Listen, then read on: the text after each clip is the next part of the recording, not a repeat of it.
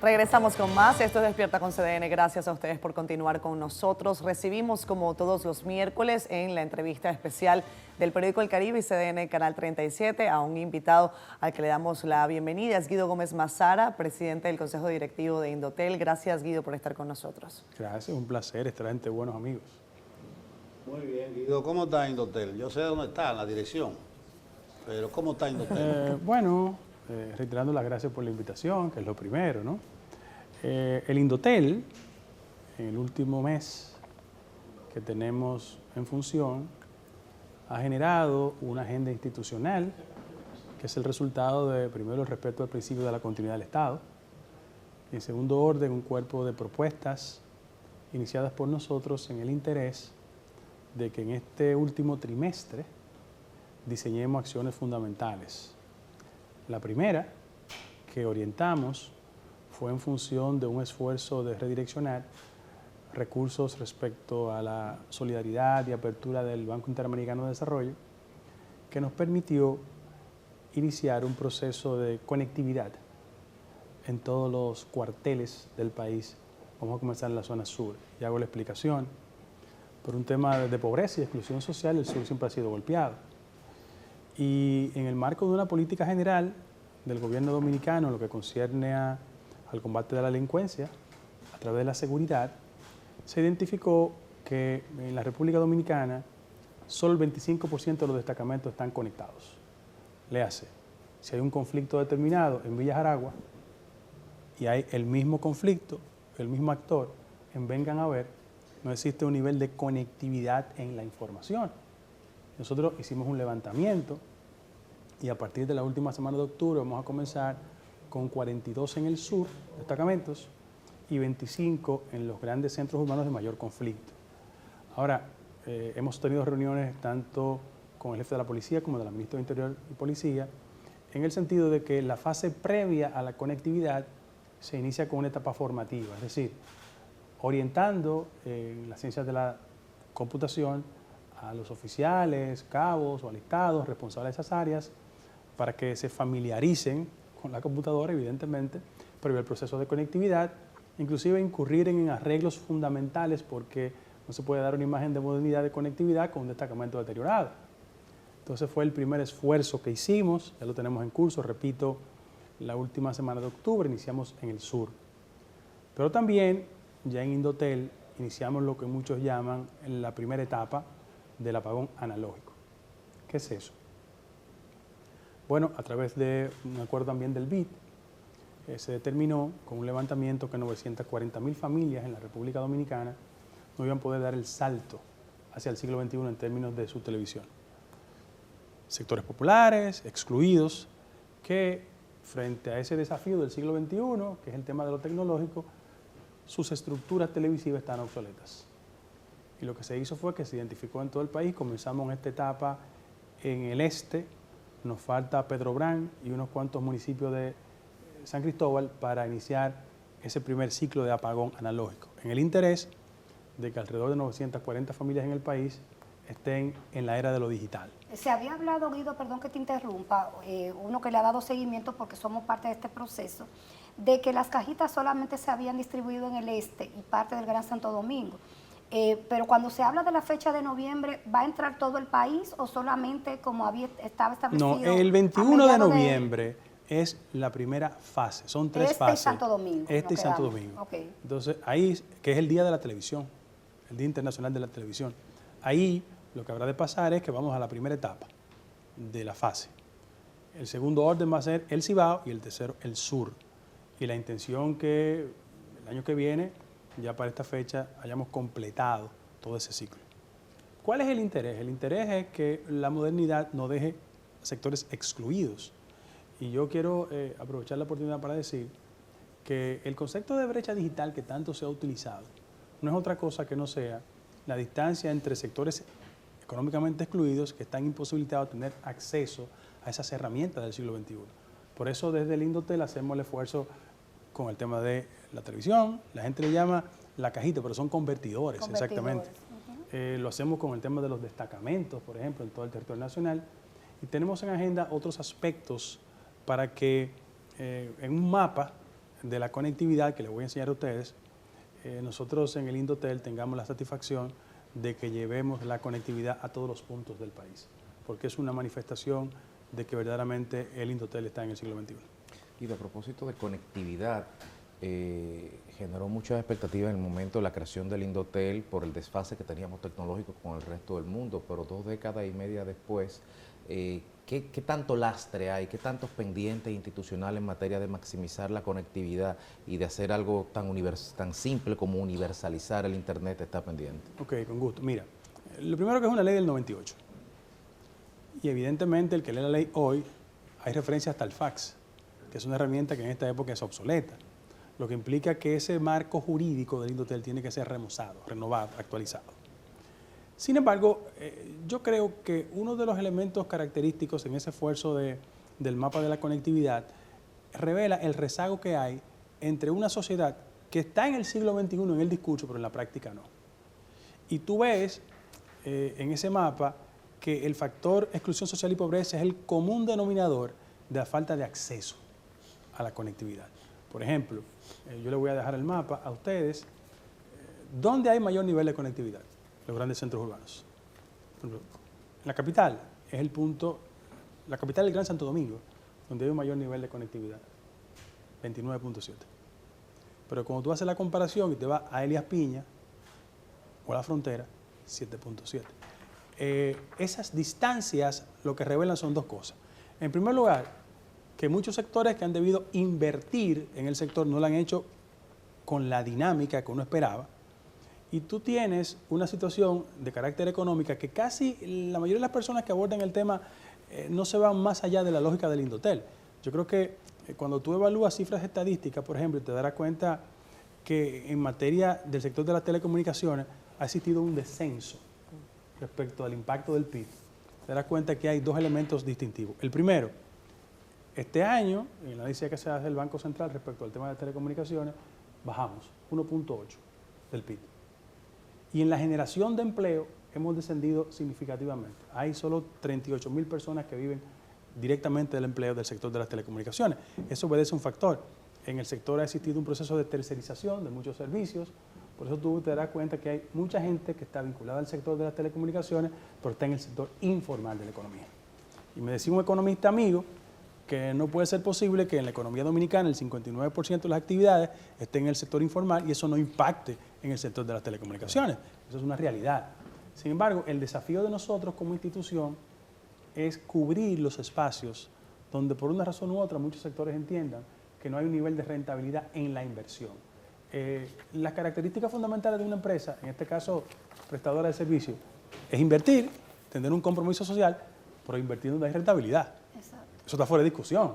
Entonces lo que tenemos que hacer nosotros es crear las condiciones para que esa mano solidaria, consecuente del Indotel, también llegue a esos sectores. Por ejemplo, a partir del próximo año, porque hay un tema de ejecución presupuestaria que tenemos que respetar, nosotros hemos priorizado ya el tema de la conectividad en los centros de atención primaria, en los parques. Quienes vienen de pueblo saben perfectamente el impacto que tienen los parques. Estamos pensando también en las escuelas. Ya hemos hecho un acuerdo, hemos conversado con las autoridades del sector educativo para que la conectividad y las herramientas tecnológicas no sean un elemento tan distante del ciudadano. Yo pienso, por ejemplo, en el muchachito de Villajaragua, que sus padres son agricultores, pero no tienen los recursos para comprar una tablet, pero tampoco hay un centro tecnológico comunitario en su comunidad. Entonces, yo creo que en esa dirección el Indotel va a invertir el próximo año todos sus esfuerzos y recursos en eso, en que el concepto de brecha digital se cierre y que permita que la mayoría de los dominicanos y dominicanas accedan a esas herramientas. Guido, precisamente en el apartado de educación, si hay cifras por parte de Indotel de cuántas de nuestras escuelas en este momento tienen acceso a Internet, si hay data y estadísticas sobre eso. Y hay una segunda pregunta que quiero hacer que tiene que ver con la seguridad ciudadana. El tema de la tecnología es que puede permitirnos dar grandes pasos, pero también nos expone a delincuentes, a situaciones de ciberseguridad. En República Dominicana recientemente hemos visto vulneración de la identidad de las personas, En fin, y hemos incluso acudido ante la Procuraduría General de la República y no necesariamente se tiene una agilidad en la investigación de quién podría estar detrás de estos delitos. ¿Qué puede hacer Indotel en ese sentido? Son dos preguntas. Bueno, lo primero es que el mapa de la conectividad en las escuelas está en la geografía, no lo hemos numerado. Y hay, sin lugar a dudas, un mayor nivel de desconexión en el sur. Y eso lo vamos a cubrir por un tema de pobreza, exclusión. Y fíjate que yo hice los cálculos en función del dinero que tengo disponible.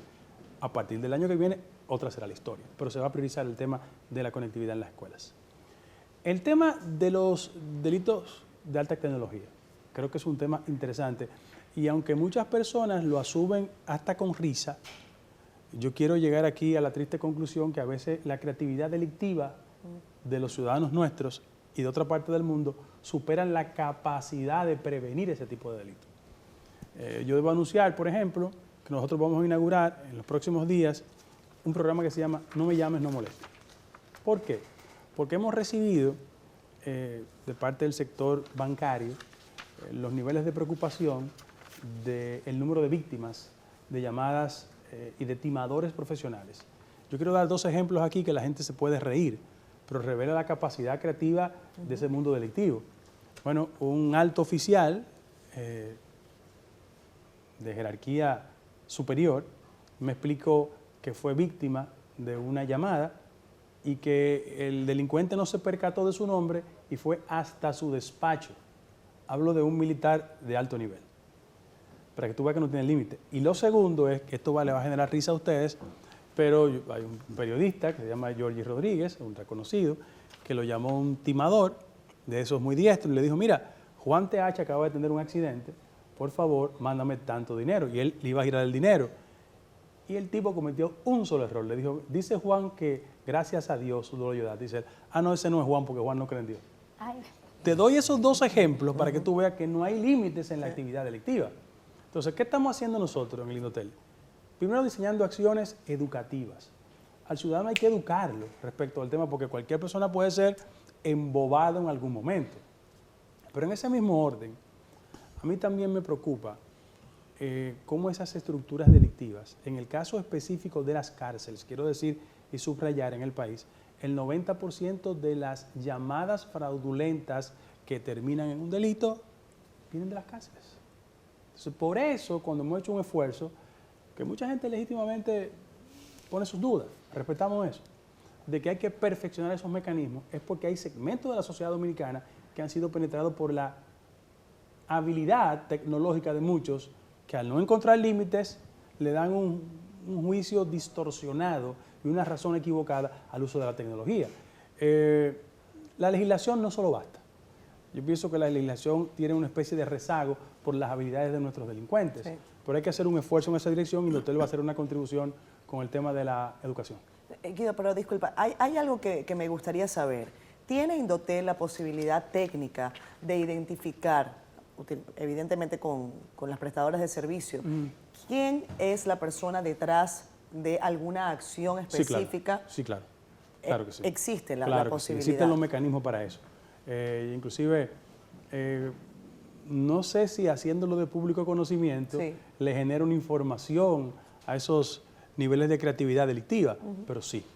Y es evidente que nosotros lo que tenemos que hacer es desarrollar más las alertas para que la gente entienda cuándo lo están timando o no. Pero sí, el Indotel tiene técnicamente esa capacidad. Bueno, ya que tú mencionas las cárceles, se dice que de la cárcel proviene una gran cantidad de delitos. Entonces tú estuviste visitando una cárcel y ahí parece que mencionaste lo de bloquear. Un periódico te recordó que tienen 10 años anunciando bloquear las señales de la cárcel. ¿Tienes tú alguna fórmula nueva, algún librito? No, déjame explicar lo que es, porque hay un tema de buena voluntad y un tema técnico que tenemos que respetar. Acuérdese que Indotel es el órgano donde concurren varios actores fundamentales.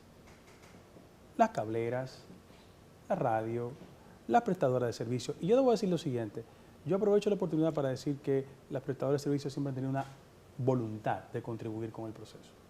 Ahora, vamos a definir el tema de las cárceles. Mire, lo que ha pasado es lo siguiente, además de las cifras estadísticas que tenemos a mano, es lo siguiente. Es evidente que hay una discusión técnica entre prestadora de servicio y la voluntad de hacer las cosas correctamente. ¿Cuál es la tesis que se ha sostenido? Diciendo, en los entornos poblados, el bloqueo se dificulta más que en otros lugares. Entonces, ¿qué hicimos? Identificamos 4 centros carcelarios donde no tienen el tema de la población alrededor y eso nos facilita una solución. Yo quiero ser preciso en esto porque lo hemos conversado con doña Miriam.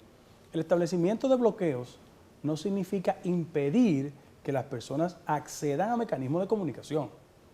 Lo que pasa es que las prestadoras han instalado en muchos centros ya teléfonos formales, con eso no estamos impugnando nada. No estamos conculcándole el derecho a ellos a comunicarse, no, es un derecho legítimo. Lo que estamos impidiendo es el uso de otras herramientas que terminan en prácticas delictivas. Y lo explico técnicamente. Cuando se instale ese proceso, las personas no van a poder utilizar los celulares para comunicarse e incurrir en un sinnúmero de delitos. Más bien, siempre tendrán la oportunidad de llamar. Y en este caso, como vamos a iniciar con 4 centros carcelarios que no tienen el problema de los entornos, podemos decirle a la población que no habrá grandes dificultades. Por una experiencia hasta de carácter familiar, ¿no era? Yo conocí la cárcel en otra etapa de mi vida, yo era un niño, y entonces me llevaban a visitar a mi padre, era la Victoria. Bueno, esa Victoria hace tantos años no es la Victoria de hoy día, porque ahí no había población. Ahora cuando tú vas a generar un bloqueo en la Victoria, es que grandes núcleos están asentados en su entorno y tú no puedes pedir a una prestadora de servicio que en aras de resolver un problema tan importante como el tema de bloquear, impida que los usuarios del sector también actúen. Entonces, ese es el tema que tenemos que distinguir. Mira, a propósito de cárceles, se quedó un problema pendiente en La Victoria, que hubo un cable de fibra óptica de 2 kilómetros y pico y la población se quedó esperando. Es decir, que es una labor titánica poder bloquear las señales. Sí, sí. Cable de fibra óptica que yo no sé cómo se instaló Nelson, de Sabana Perdida a La Victoria. La gente sabe que un decreto a mí no me va a cambiar mis convicciones. Eso es el resultado del nivel de complicidad que ha tenido el sistema carcelario dominicano. Porque, ¿cuáles son las fórmulas para que esos ciudadanos que guardan prisión tengan acceso a esas herramientas tecnológicas? La complicidad. Alguien se las colocó. Claro. Alguien por dinero encontró eso. Por esa razón es que nosotros cuando hemos planteado la posibilidad del tema de los jammers o bloqueadores, queremos que el monitoreo, y quiero subrayarlo, esté en otras manos. Es decir, que sea el DNI, que sea Indotel, que sea otro organismo que pueda evaluar efectivamente quién podría interrumpir ese proceso de observación efectiva en el sistema carcelario dominicano. Guido, tú dices que estamos preparados para noviembre. Sin embargo, la inversión que hemos hecho los medios para poder estar preparados, por lo menos en esta zona este, los transmisores, que es un proceso que le ha salido costoso a todos los medios, no todos han podido hacer la inversión. Me gustaría saber, a esta fecha, ya hoy, ¿verdad? 2 de octubre, ¿cuántos medios estamos preparados para entrar en la televisión digital terrestre a partir de noviembre? Okay. Y también, ¿cómo va el tema de la supervisión de frecuencias que operan de manera ilegal? Okay. La que más impacto y preocupación nos ha generado, el tema de la ilegalidad. Yo siempre he dicho que en el país hay una especie de lamentable cultura de la ilegalidad. Y donde más nos impacta es en el tema de la estructura y el espectro radial. Yo quiero comenzar aquí este intercambio entre amigos diciéndole unas cifras que van a ser un poco estremecedoras en materia del espectro radial, porque estamos hablando de ilegalidades. Bueno, hay 2 categorías, las que son irregulares y las ilegales. Me explico. Las irregulares son aquellas que en un tránsito estuvieron revestidas de legalidad, pero incurrieron en un incumplimiento. Esas alcanzan a 93. Ahora, 29 son las que son técnicamente ilegales y nunca han transitado el camino de la legalidad. ¿Qué hicimos nosotros?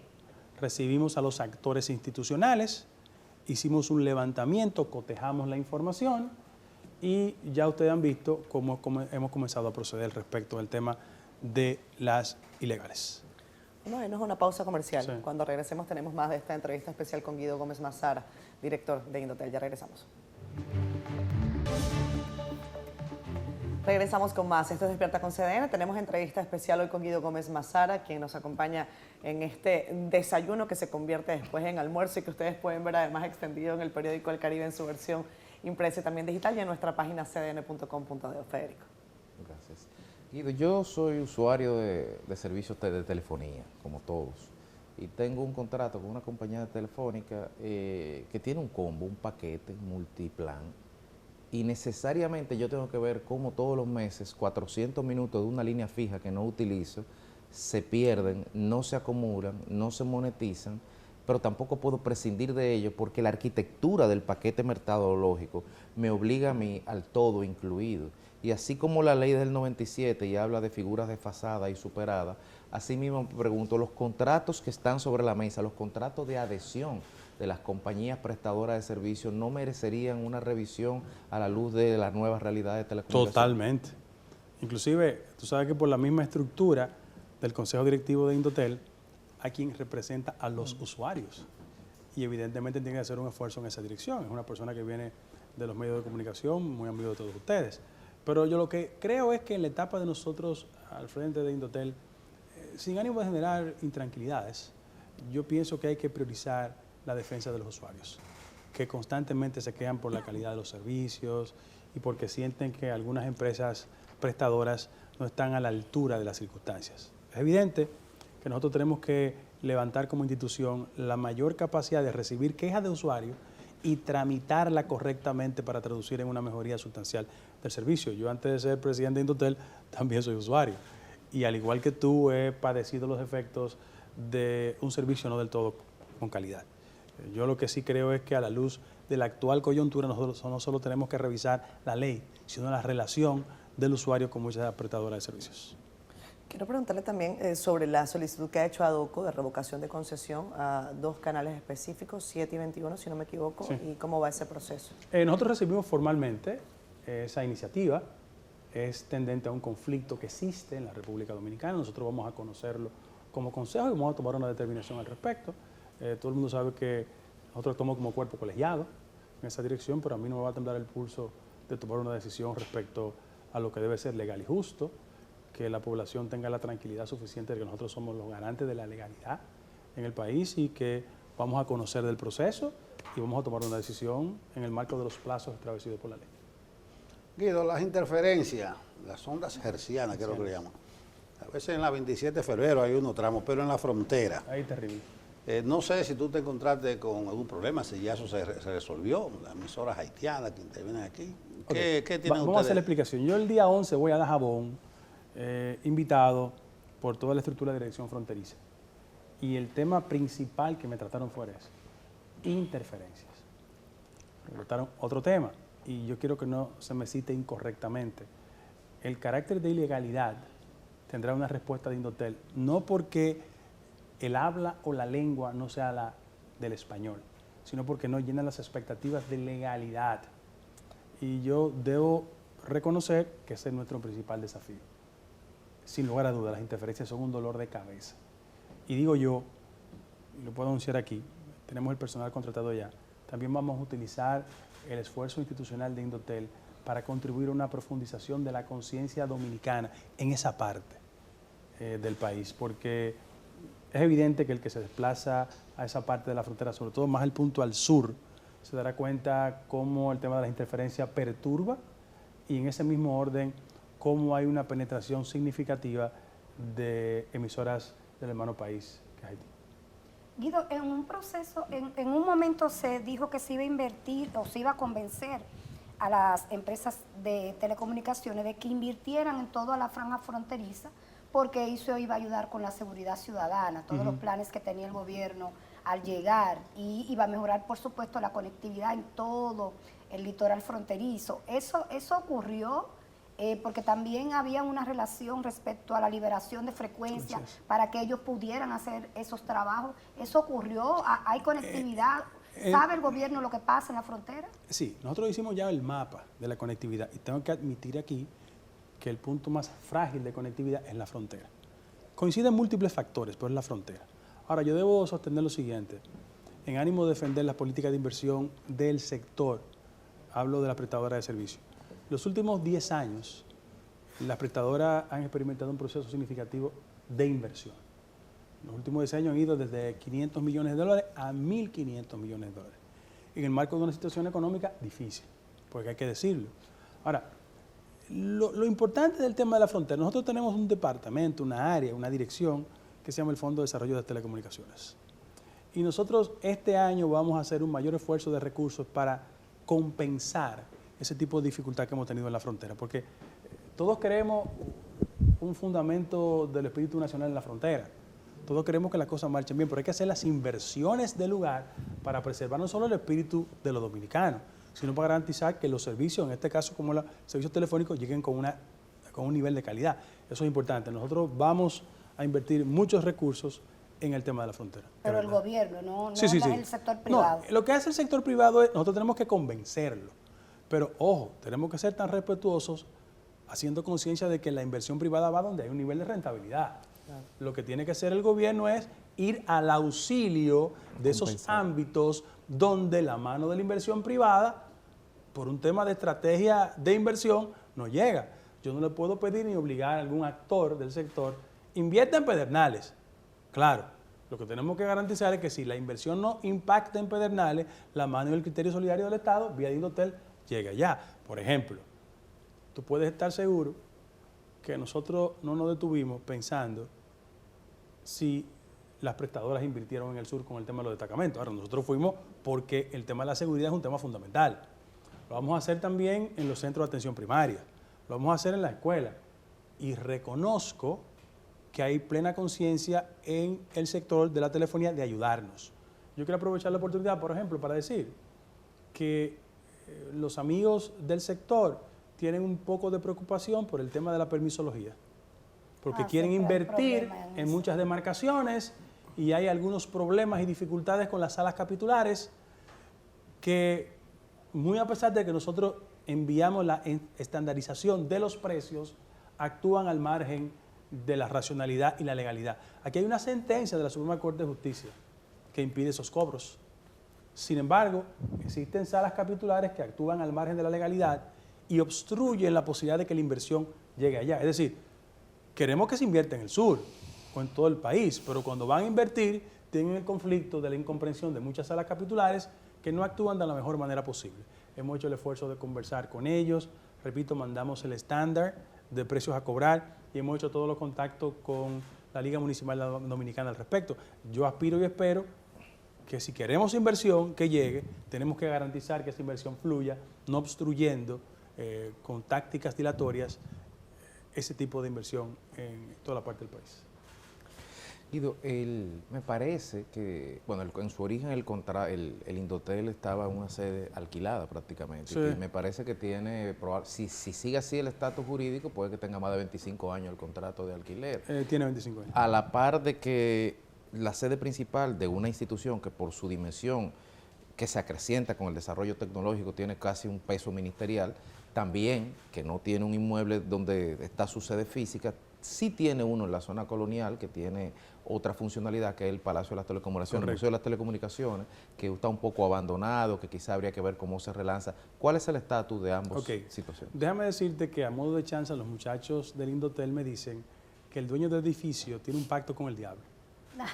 Porque por 25 años ha rentado ese edificio al Indotel a un precio que cada vez que hay que pagarle, por lo menos en este mes que yo he estado frente a Indotel, soy candidato a una consulta cardíaca. Porque $100,000. Además de $100,000. Además de los pagos que hacemos por el tema de los parqueos. Claro, ese contrato estaba ahí, no lo hice yo. Sin embargo, le quiero llenar de esperanza porque el llamado hoyo que está en la 27 de febrero al lado del Ministerio de Industria y Comercio es propiedad del Indotel. Ya el Ministerio de Vivienda hizo el contacto con nosotros, se ha comprometido que la licitación la va a sacar en diciembre y nos debemos mudar a ese edificio, según ellos, en año y medio. El Indotel tiene los recursos, la disponibilidad, porque estamos dedicándole nuestras plegarias a Dios para que nos ayude a salir de ese edificio que tiene 25 años concentrando las principales oficinas de Indotel. Debo hacerte la aclaración de que el centro de Indotel, que está en la zona colonial, ha sido remozado internamente. Desde que llegamos allá, no solo por nuestra fascinación por la zona colonial, sino por el valor arquitectónico que tiene el edificio, que era el anterior edificio del Palacio de las Telecomunicaciones.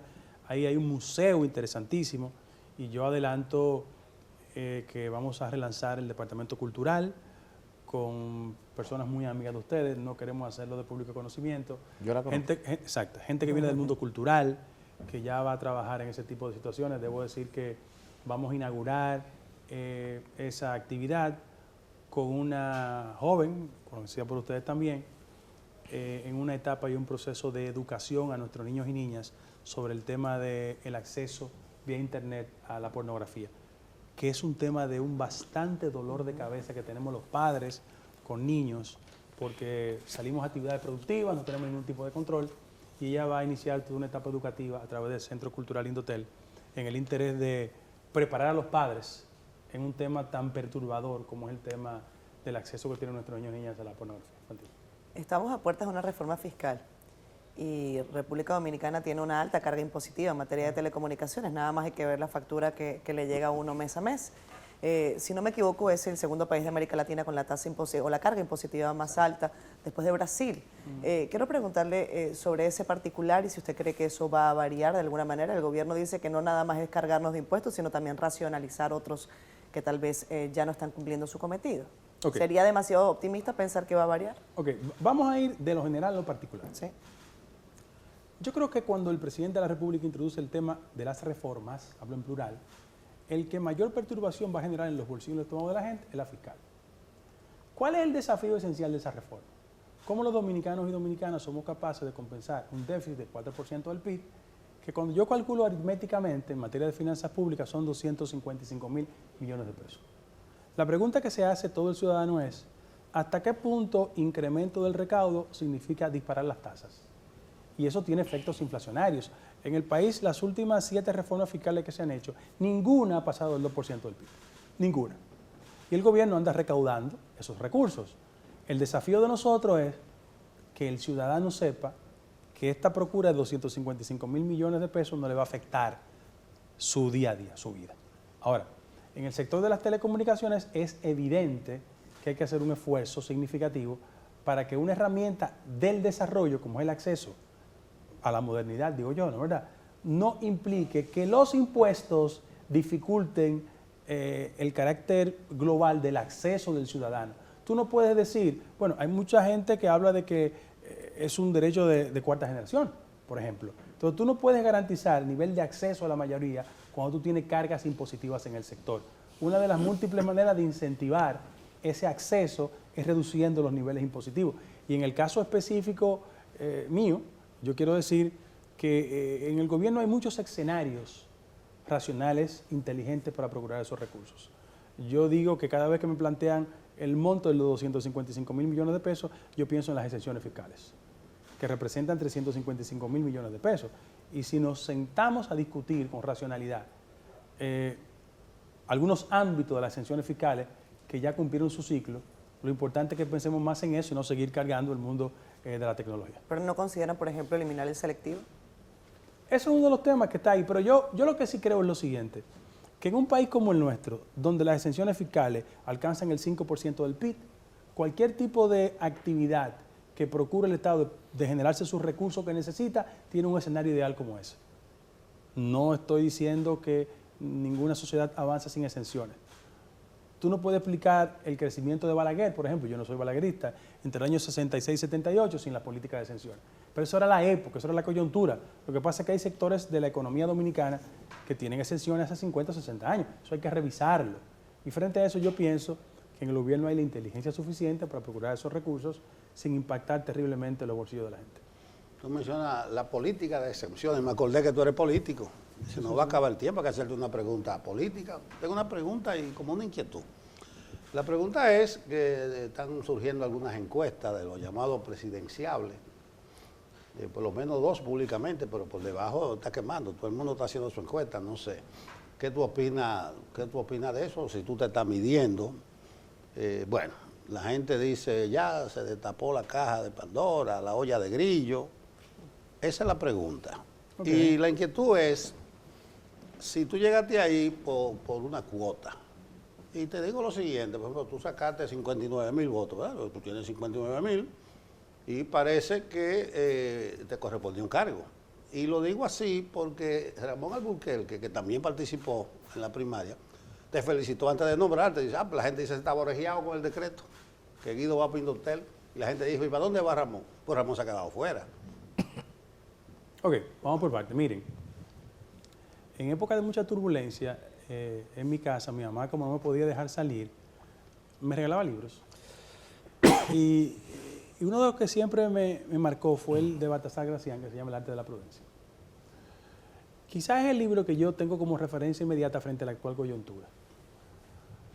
Los políticos dominicanos, salvo reconocidas excepciones, hemos generado una especie de constante comportamiento irracional y nunca nos detenemos. Yo soy parte de una generación que lo único que aspira es asimilar los errores del pasado. Y ya yo no tengo edad para ponerme loco. La actual coyuntura en un país rumbo a una reforma debe de generar el nivel de comedimiento suficiente en mis compañeros de partido para reconocer que el éxito a futuro depende solo del buen desempeño del gobierno y que ese carro no puede conducir a éxitos electorales hacia el futuro. La presidencia de la República no se construye en un microondas.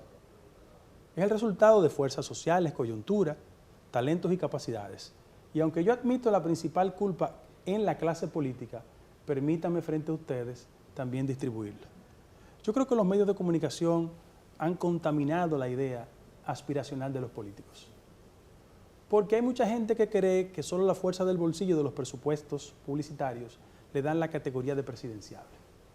Y yo los invito a ustedes que contribuyan a calificar el producto político sobre la base de auscultar calidades, competencias, formación, preparación y destreza. Porque el proceso de arrabalización de la aspiración presidencial ha dañado la política en el país. Aquí hay gente que piensa con faltas ortográficas, pero se busca a 3 periodistas, invierte dinero en las redes y se cree que es presidenciable. Frente a eso, en la política dominicana, todo el que ha creído que la fuerza del dinero lo va a imponer, ha terminado en fracaso. Hay una jurisprudencia muy fresca y muy reciente. Frente a eso, ¿qué yo opino? Yo fui invitado por el presidente de la República a una reunión post-victoria electoral. Y aunque el compromiso es no entrar en detalles, y yo voy a mantener ese compromiso, yo creo que lo único importante ahora es demostrarle a la sociedad dominicana que tenemos el nivel de madurez suficiente y que no vamos a reproducir los esquemas del viejo partido, donde las mayorías electorales se traducían en irracionalidad y creíamos que era posible llevarle los conflictos del partido a la sociedad. Aquí hay espejos que están ahí muy recientes. Aquí hay gente que creyó que su partido era una fábrica de presidentes y se comportaron de forma arrogante, prepotente, altanera. En el partido tenemos que ser más humildes. Miren, la mayoría electoral no es una mayoría nacional. Nosotros ganamos elecciones en el marco de un nivel de abstención altísimo y tenemos que actuar con humildad. Hablar en primera persona nunca es elegante, pero tú me planteaste el tema. Yo lo único que estoy concentrado es en la gestión de Indotel. Y dije que hasta el año 27, a principio, nadie me hablara de otra cosa que no fuera eso. Pero además, el único que tuvo los pantalones para competir contra él fui yo. La saqué 59,000 votos. 6% de los votos. Pregúntale a los otros si pueden competir sin el presupuesto que manejan. Porque el que está conmigo hacia lo interno del PRM o en la sociedad, está conmigo porque entiende que yo tengo la formación, la preparación, el talento y las capacidades. Inviten a otros que aspiren y siéntenlo ahí. Díganle, estabilidad macroeconómica, calidad en el gasto, inversión extranjera, relaciones con Haití, inequidad social. No tienen dominio temático. Lo que pasa es que el problema es que el producto político dominicano, y no hablo del PRM, hablo de la sociedad en términos generales, se ha dañado porque la fuerza del dinero ha perturbado la idea de un político. O sea, tú sentabas a Peña, Bosch, a Balaguer, salvando la distancia. Tenían una estructura de pensamiento, un nivel de formación, una capacidad, un talento. Pero aquí no. Aquí hay un juego de complicidades entre los partidos políticos por un lado, los medios de comunicación, que hacen a gente presidenciable por la fuerza de la cartera, no por sus ideas. Entonces, estamos frente a un problema esencial de la lucha política. Al final, yo voy a esperar el 27 con tranquilidad, no me voy a desesperar. Yo invito a mis compañeros de partido que seamos armoniosos, que no nos maltratemos, porque nosotros hemos dado muestra de que solo juntos ganamos. Y lo que concierne al tema de las cuotas, déjame decirte lo siguiente, yo no soy un político de cuotas. En el año 2020, cuando ganamos las elecciones, todo el mundo sabe que yo preferí empujar los procesos judiciales para no ir al gobierno. Y en el abanico de ofertas, lo que uno habla con un presidente nunca lo dice, pero en el abanico de ofertas que me hicieron ahora, habían 2 ministerios en juego. Y yo preferí decir que no, que yo me sentía más cómodo en esta posición, porque en esta etapa de mi vida yo quiero gestar cosas que tengan impacto en la sociedad. Y frente a eso yo me voy a tomar mi dosis de paciencia, porque repito, los liderazgos políticos no se construyen en microondas. Yo le dije a mis compañeros, ¿cuánto empleo dio Luis Abinader antes de llegar a ser presidente? Ninguno. ¿Cuánto dio Leonel Fernández antes de llegar a presidente? Ninguno.